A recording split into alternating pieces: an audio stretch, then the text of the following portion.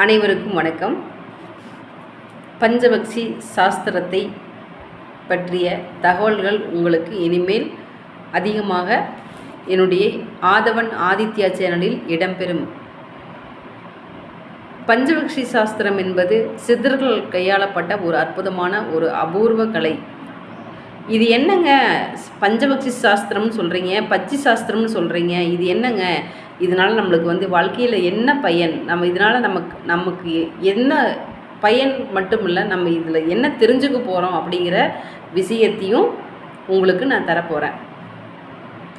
பஞ்சபக்ஷி சாஸ்திரம் மனிதர்கள் மட்டும் இல்லை, தெய்வங்களே இந்த பச்சியை தன் கையில் வைத்து கொண்டுதான் அவர்களுக்கு ஒரு பாதுகாப்பு கவசத்தை கையில் வைத்து கொண்டுதான் கருவறையிலேயே இருக்கிறார்கள். மூலஸ்தானத்திலேயே இப்போ